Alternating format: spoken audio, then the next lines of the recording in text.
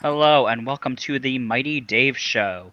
I am your host, Dave Ball, also known as Blinston on Reddit at Blinston1 on Twitter. And I am today joined by LA Kings Dave, as he is known by on Twitter and Reddit. So how you doing, Dave? Good. Blanton, I have a question for you. Oh God. Who are the only two players to win back-to-back Conn Smythe trophies? Hmm. You should know both of these players. Should I? You should. Dick One you loved, one you hated. One I loved, so that's probably... No, it can't be Bobby Clark or Bernie. Can't... Hmm. I honestly don't know. First is Bernie. It is Bernie? Okay, I Bernie couldn't remember. Cron, goaltender extraordinaire for Which your Philadelphia Flyers. Which two seasons did he win it? Was it the Back to second back. Stanley Cup and then the year they lost it to the Canadiens? Nope. It was the 2 years that you won. I thought Bobby won it the first year. That's why I was kind of confused. But Bernie makes sense, yeah. And the other was Pittsburgh Penguins legend Mario Lemieux. I can't hate Mario, in all honesty.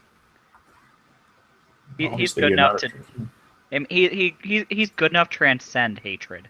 Plus, I wasn't really conscious of hockey when he was doing his his original hockey run.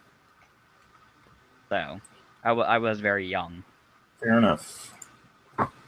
And when he came back, he wasn't really the same Mario Lemieux when he came back. Well, he did still win MVP, didn't he, after he came back? Yeah, that's true. So, anyway, what do we got for tonight? Not a lot going on in hockey. Yeah, we have an not off a lot night, of games left. An off night tonight. They're having the game tomorrow at 7:15 Eastern. So it's what 4:00, 4:15 where you are, I think. Yep. Okay, I did my math right. Good. Now, what's odd to me is not only is this starting 2 days later, but they decided to start the AHL playoffs on Saturday as well. I don't know why they wouldn't have staggered those, so at least the AHL could have started tonight, because Hey, you think they the would? AHL finals are between Utica, which is Vancouver's AHL team, and Manchester, which is the Kings. And Manchester hasn't actually played since last Wednesday. So they're going to have 10 days off between when they swept Hartford to the time they start. That's ridiculous. That's both good and bad, obviously, because they're rested for it, but they're a little bit rusty compared to a team that I think went 7 games against the Grand Rapid. 6, but they went 7 games round before that against Oklahoma. So they're rolling. So, but yeah, you think they may have I'm pretty sure the AHL probably scheduled first, maybe. And then the NHL came out with, we're going to skip 2 days between game 1 and game 2. That's probably what happened. I'm not sure who scheduled first at all. Well, let's talk about game 1. Yes. It was the Chicago coming back within, I think, the last 5 minutes. Scoring. First goal was at 13:28, so they had about 7 minutes left there. And then the second goal is coming at 15:26, so under 5 minutes for 2 goals. With Taro Teravainen scoring the first, with Duncan Keith and Andrew Shaw getting the 2 assists. And the second one with Anton Vermette scoring the goal and Taro Teravainen also getting an assist. Teravainen has been really good for the Blackhawks this playoffs. So. True. He's young. But I think even more than just him scoring, I think it's a testament to the experience of Chicago and maybe the lack of experience from Tampa Bay with the way that all played out. Because Chicago obviously was never going to give up, and they didn't. And Tampa Bay, I felt kind of sat back a little bit too much, especially in the finals against a team like that. Yeah, I know. Or they just got outplayed. I mean, Tampa Bay came out strong and played. I mean, they outshot Chicago throughout the game, And they definitely didn't have a bad game. As John Cooper said, they kept Taves and King off the scoreboard. Mm-hmm. But they couldn't find a way to score another goal, which, in my opinion, is going to be the hardest thing. I picked Chicago to win this series mainly because they had the best defense in the league this season. Mm-hmm. And even though Tampa Bay had the best offense, you almost always got to take defense over offense. Mm-hmm. Yeah, I mean the whole game in general was kind of actually a low scoring type of game. I mean the Lightning only had 23 shots on net, with Chicago only getting 21. So it kind of seemed like a little bit of a defensive battle going on there because of, they're keeping the shot totals low and with this low scoring game in itself. But yeah, I have to agree. Lightning definitely sat back in the second and third. I know Stamkos came out and said the same thing. It's honestly really surprising kind of watch that happen. Because, in the finals, you think the team would have their foot on the gas pedal the entire time. Yeah, that's the thing. When I was obviously John Cooper has won at every level he's coached at. He knows how to coach in championship games. So I don't know if there's necessarily his coaching as much as maybe it's just the players. They have a really young team still. So, and most of these guys have not played in the finals. I'm sure that there was a little bit of trepidation for some of them, especially in the third when they're like, "Oh shit, we're up 1-0. Don't fuck it up." So, and anytime you start thinking like that, you're more prone to fucking it up. So, I don't know. I feel like part of it was mental. How many of their players have been in the finals? I know of at least two, and Braden Coburn and Matt Carl. But Brian Boyle was in the finals last season with New York. Mm-hmm. And Brendan Morrow in 1999 with Dallas. Not him. But, like, looking at the roster, they don't really have many players that have ever been in the finals. No, that's what I'm saying. They only have those few, and yeah. I mean, and then you go against Chicago, who I think most of them were in the finals just last year. No, 2 years ago. 2 years ago. Yeah, the Kings won last year. Yeah, 2 years ago. Most of them stuck with the team. Not many of them left. So there's definitely the that whole going on there. So very surprising to watch them sit back like that. Well, going into game 2, obviously Tampa Bay has to win this game. Oh yeah. There's not really much to be said other than that. I think that if they don't win that game, the series is over. Mm-hmm. I think a lot of people already expected Chicago to win this series, but you cannot go down 2-0, losing both games at home. Obviously, they have the home ice advantage, so Chicago is now taking that from them. But nothing is over yet, and they can look at this and say, we only lost by 1 goal. We had 1 bad period, and just come back the next game and do it again. But they definitely need to start scoring more. They need more guys doing more offensively than just their top 2 lines. Obviously, Alex Killorn did have a goal last game, but that was an amazing goal, but also kind of a fluky goal where he hit it out of midair from the side of the net and went in. So beautiful. I can't remember the last time I've seen a goal like that. Just the idea that he had that much hand-eye coordination. It's amazing to someone who doesn't really play hockey. So, but he's a professional. Yeah, that's true. He is getting paid to do that. But with the whole Lightning, do you think they're gonna? What do you think is going on with Jonathan Drouin there? Do you think he's like? And we all know John Cooper doesn't really seem to trust him on the ice. That's because he doesn't play 200 feet. He said this multiple times. But so, do you think they might try to move him at the end of the season if John Cooper's obviously going to stay? No, they're not going to move him unless they get a good offer from somebody. Because a lot of people feel that he is still more talented than even some of the guys on the roster right now. Mm-hmm. It's just that I think earlier this season, John Cooper said he'd be great if there was only 1 goal in the ice. So, I mean, he knows how to play in the offensive zone, but obviously he doesn't play well enough defensively to where an NHL coach is going to trust him. Yeah. And evidently he's kind of got an attitude problem, and his work ethic sucks or something. So he's going to have to learn real quick that you can't just get by on skill in the NHL. Very rarely are there enough guys that can just get by on skill without any effort at all.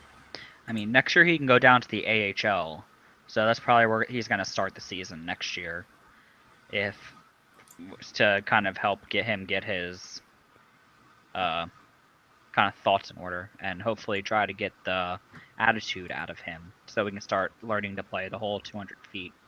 Because he's a very talented player. Of course, yeah. So definitely something you have to look out for to see what they do with him. Because if he's not going to commit to it, they're probably going to try to move him soon. If they don't, yeah. So one of the things go ahead. Go ahead. No. I was just going to move topics. So. Oh yeah, go ahead. I was going to bring up today's anniversary of the 1967 expansion teams. That is true. Yeah, 6 teams entered the leagues: the Flyers, the Kings, Minnesota North Stars, St. Louis Blues, California Golden Seals, and the Pittsburgh Penguins all entered the league today. And it's kind of amazing. Yeah, they got voted in. Yeah, but again, yeah, it was really amazing. And for people that don't know all the story behind that, I mean, basically what happens is a lot of the Western hockey leagues, like or the Western Hockey Association and other hockey leagues, were interested in starting up a West Coast branch of the NHL. The NHL wanted basically to control their own thing and not bring in another league and merge them. And so they really only felt that, even though they knew that Vancouver could sustain a team, what happened is they would not give a franchise to Vancouver because Hockey Night in Canada made Montreal and Toronto so much money that they held off for a couple more years before Vancouver and Buffalo came into the league together. Because Vancouver Canucks have actually been around since '45, but they were playing in the Western Hockey League. Oh, wow. And they ended up moving from the Western Hockey League over to the NHL when they merged, when Buffalo became a team. So it was a very big deal. Obviously, you jumped the size of the league by double, but it also killed a lot of other teams around the country at the same time, because so many of these smaller leagues, eventually the Western Hockey League folded within 10 years. And part of that also was because in '71, the World Hockey Association tried to set up a rival league, and then you just had way too many teams all of a sudden to fill all those rosters, especially because the European invasion hadn't happened yet. Yeah. But I don't think there's ever been a league in North America that doubled in size like that. I'm not sure, personally, but I know it was actually, honestly, Philadelphia almost didn't get a team. I know that much. They had the power went out when they went to send the money up to Toronto for the expansion, and so they almost didn't get the money in time until I think it may have been Ed Snyder, it may have been somebody else, called a friend up in New York, and he sent the money up to them on word of mouth, just trusting that he'd get the money back later. And how much did he have to send, though? What was that? How much did he have to send? I think it was a $15 million like buy-in or something like that. I don't remember offhand, but it was a good couple $1 million they had to send in for that. And the guy in New York, it was a banker up in New York that wired the money for them on saying, yeah, we'll get you the money when we finally get it, when we finally can. So. You know, another reason that the NHL expanded to a national market is they were hoping to get a TV contract in the same way baseball and football had one. Because, mind you, at this time, basketball wasn't too popular yet. So the National Hockey League had been around for quite a bit longer than basketball, and they were hoping to get that TV deal, but it didn't work out due to, a lot of selfishness from different people, and just most television networks not believing that hockey could work anywhere but the Northeast and Canada. So, and then, I mean, Now today you see it, and that's still probably true for the most part. But luckily, with cable and other things like that today, anybody can watch it anywhere. So even people from the East Coast that live on the West Coast or things like that can watch it because there was no ESPN or things like that when this started. So Yeah. I mean, back then it was probably really hard to get any type of TV deals for these type of things to try to grow the game. well, they weren't nearly as lucrative as they are now. I mean, growing the NHL by half the teams is going to help grow the game a lot because you kind of with the Kings and California Golden Seals coming in, you're kind of introducing hockey to the West Coast there. Well, not really, because actually, You LA had the Western Hockey League back then. Yeah, we had two teams before this. We had the Los Angeles Monarchs, and then we had the Los Angeles Blades, and they both played since the 40s. Well, one of them did. The Monarchs were in the 40s, and then they folded, and then we got the other team. But, I mean, San Francisco has had different teams. San Diego had some very successful teams in the Western Hockey League. And Los Angeles, obviously, they knew that Los Angeles would work because of the other teams that had already been playing there for so long. And now it is a huge market.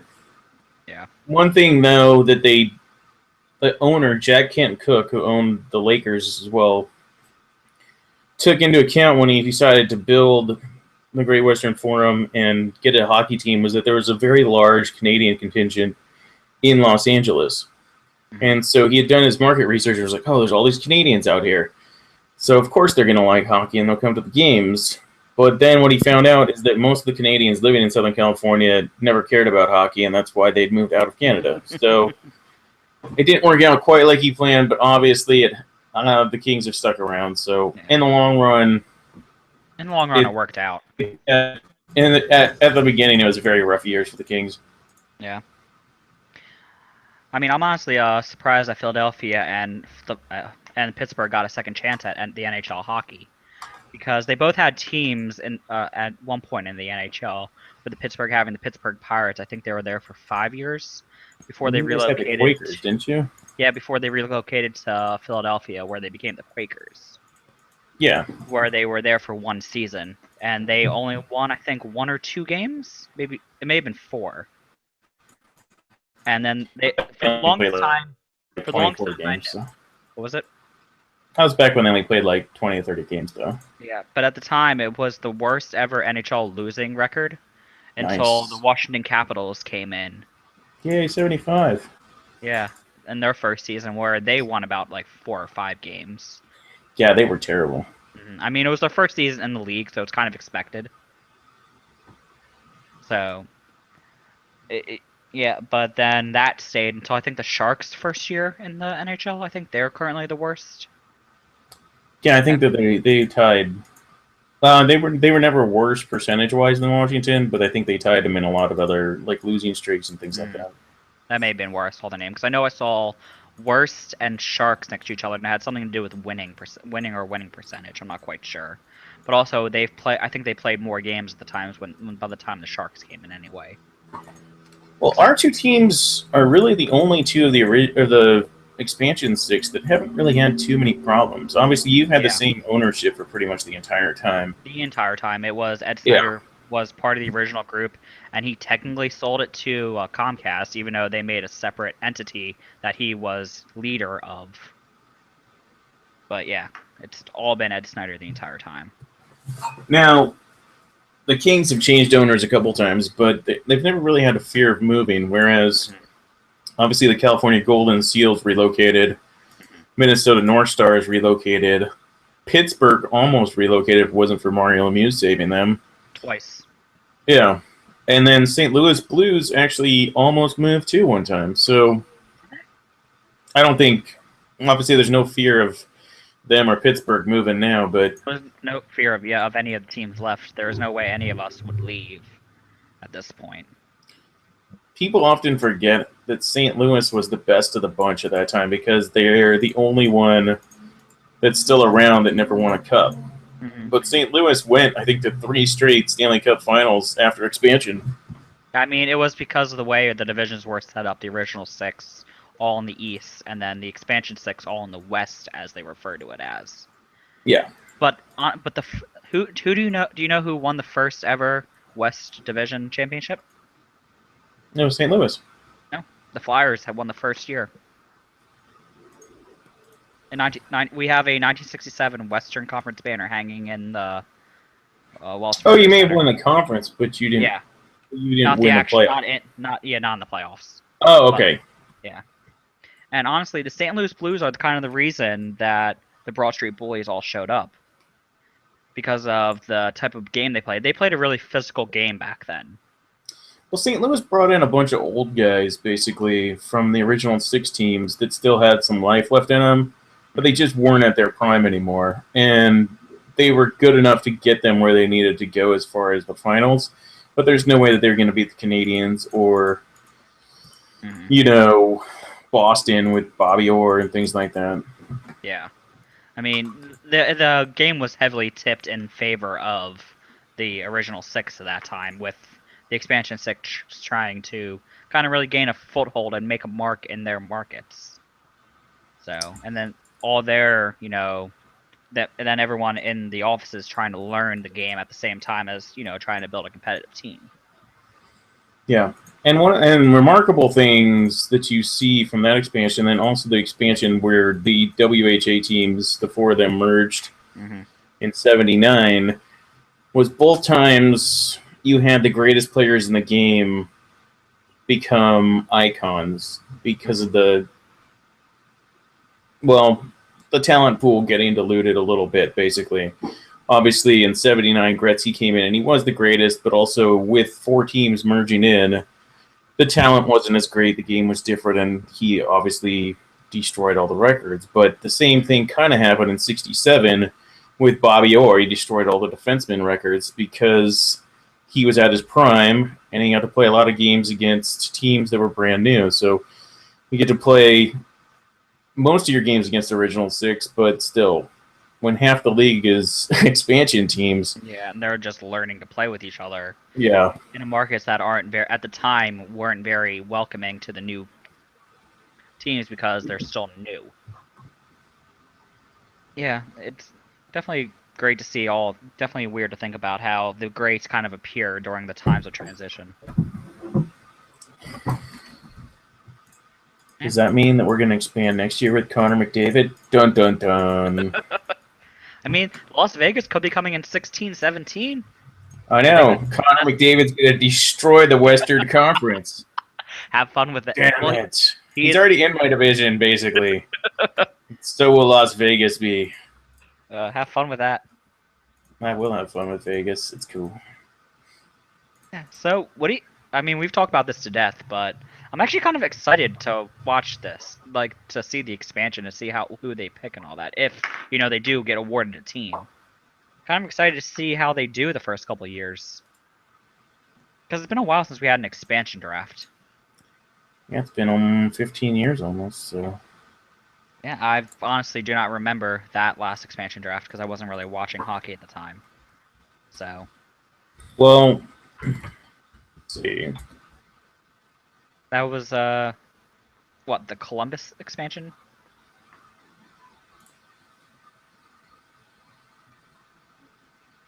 It was the Columbus expansion that brought that in. Are they the newest team outside the Jets?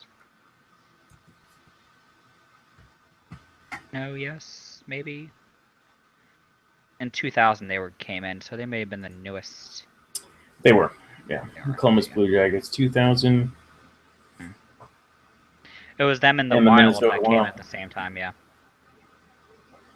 This is the longest the NHL's gone without expansion, by the way. Yeah, it has, isn't it? Because the original 6 to 74, was it? Well, you had several different, because you had the original 67, and then like we mentioned in 72, in 70. It was 70. No, I take that back. Yeah, we had 70. That was Vancouver and Buffalo. And then 72 was the Islanders and Flames. And then you had 74 with the Capitals and Scouts. And then you had 79, which was the WHA. Yeah, and then you went how long until the next after that? 91, Was it 91? San Jose Yeah, Sharks. that was 11 years there, so Yeah. 11, 12 years, 12 years. So, yeah, this has it's been 15 years now, so this has the longest since they started expanding. We're overdue, I guess. I mean, the way the conferences are set up right now, there's room for 2 expansion teams in the West. The NHL is denying that that's the reason they have that room there. Listen, I think expansion's always good for the game. Usually, if a team folds, then it's just that happens, and whatever. Who cares at this point? I think that if you believe that the league can sustain it, and they've been doing this long enough, and they've gone 15 years building up a league strong enough to expand. So at this point, if they feel, I mean, I trust Gary Bettman to not fuck it up. I think that he made a mistake in a few places at times, but I also think that he's trying. He's trying to better the game, in all honesty. And I think that another reason that they might want to expand is what we talked about. They want to see more scoring in the game. You get more dilution in the pool. You get more scoring because you have a weaker roster per team. Mm-hmm. It's gonna be a lot of fun to see how the team's all scrambling to try to fill the holes that this expansion draft is gonna bring in. I know I'm going to be very scared for it because we have a few players with no movement clauses and no trade clauses. So and you're forced to protect them, I think, during expansion draft. So it's going to be very interesting. I think you're forced to protect ones with that. So that means if Vinny Lecavalier is still on our team at the time, we have to protect him. Who else? Andrew MacDonald, I think, has a no movement clause on his contract, though I'm not 100% sure about that. Well, that sucks. Yeah, though I'm not 100% sure he might not, for all I know. I'm going to look this up right now. If he doesn't, then I'm perfectly fine with him being taken away. But I'm not sure if Umberger's contract still has it, because he was traded. So I'm not sure if that automatically gets rid of the no movement, no trade clauses, or does it stay stay with the contract even though he was traded? Yeah, I don't know. I'm gonna have to look into that some other time. Yeah, according to General Fanager, he still has no trade clause on his, but General Fanager is a new site, so he might not know that he doesn't have it. Who else has? Well, do we have any questions from anybody? Or are we pretty... As of right now, no, we do not have anything. And before the show started, we asked about who they all thought who would come back to win, and we had 2 responses with Paul Pico Good Living saying he says nah, so he doesn't think they're gonna come back to win game 2. And Ander one at AP says he's not surprised if it's gonna be a sweep. That hurts. I don't think it's gonna be a sweep. I think the Lightning might get 1 game. I think it's gonna end in 5. Personally, what's your prediction? How long do you think it's gonna go? I originally went 6, but right now I'm not so sure. I guess you're just gonna go with you're not sure. You're not gonna make a bold prediction.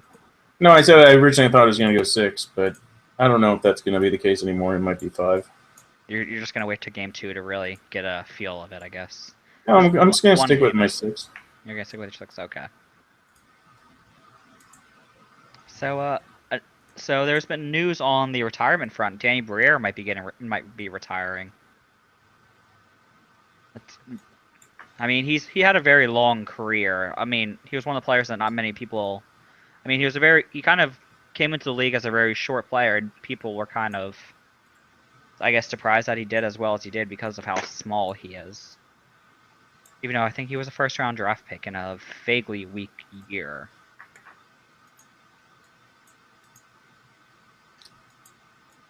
I thought he wanted to stick around though. He wants to stick around, obviously, to try to win the cup, but he doesn't know who would want him kind of right now. He doesn't know if anybody's going to try to bring him in because he hasn't been doing very well the past few years. You know, he's been on and off the ice, being scratched by the Canadiens and being traded to the Avalanche, who are on and off scratching him. So he's not sure if there's going to be any, interest in himself. So he's considering retirement after 18 years in the league. Well, if nobody's interested, then he should retire. Yeah. Come back to the Philadelphia for a one-day contract, retire out here because his family still lives out here. So why doesn't he go? I don't know why more guys don't go play in Europe. I think it's just he wants to be back home with his family, most likely.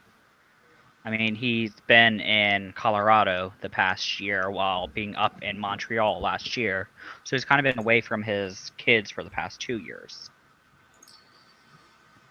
So but does he love the game more than he loves his family, Dave? I don't know. I'm not him. He may love them just the same. Who knows? But it's gonna be really sad seeing him retire. He was a beloved Flyers member for many years, so kind of helped turn our team around during our 1 year of badness. I'm gonna be really sad. Yeah. Well, I don't really have much else to talk about. I think tonight's gonna be kind of short just because there was no hockey. Yeah. I know, obviously, we got. We have Patrick Sharp who might be being traded at the end of the season because of. Yeah, but they've been saying that for forever. I mean, Chicago is in a bad spot with the cap and still having to sign, Saad. So they might be trying to trade him away at the end of the season. I think right now they're hoping to get at least a first-round pick back. But I'm not sure if Patrick Sharp will get that because of how older he is and he's on his last year of the contract. Is he? I don't know. I'll have to look that up too. Then we have the Dougie Hamilton situation where he thinks he's going to get about $6 to $7 million per year. Yeah, dude, really? He's been in the league like a couple of years now, if that, or is he a rookie this year? No, he's been in it for a couple of years. Yeah, because he was playing the first pairing this year for the Bruins defense. So he thinks that, I think he's still an RFA, he deserves $6 to $7 million when he probably should be having a bridge contract worth a couple million. I mean, especially for the Bruins team who are very close to the cap, they can't afford it. Who else said that they wanted that much recently? Not sure. Yeah, I'm not sure either. I know that there was another defenseman out there that was talking about that. Yeah. Not gonna happen. Sorry. He's too young. He's still an RFA, I think. So he's probably not going to get that anytime soon. Well, he will in a couple years if he continues on his path. But, it doesn't look like it's in the first couple of pages on Reddit who the other person was. I don't know. It's going to bug me now that I don't know. Alright, well, I think I'm going to get off here. Okay, so. I don't really have anything else to talk about, and I don't know, unless you have anything else. That we hit all my topics I had written down, so. Sounds good. I guess this will be it. This has been the Mighty Dave Show, one of the shortest show we've ever done. It's only been a half hour, so you can find. Sweet. Well, it's because we don't have hockey tonight, so there's not much to kind of discuss. There's only one series going on, but it's not even basketball on tonight. Like, what is going on? It's a Friday night. You think they would try to market to the bars? I know. Like trying to get people to watch games at the bars. This is like the perfect night to do that. But who knows? Alright, so I have been Dave Ball, also known as Blinson on Reddit, Blinson1 on Twitter. That has been LA Kings Dave, as he is known both on Twitter and Reddit. You can find this show and all of our other shows on our website, ourhockeycast.com. You can go to our iTunes page, Our Hockeycast. You can look on our subreddit, r/ourhockeycast. Our YouTube page also has all of our past shows on it if you ever want to look them up. Talk to us on Twitter at Our Hockeycast there. So without further ado, have a good night, everybody. We're amazing.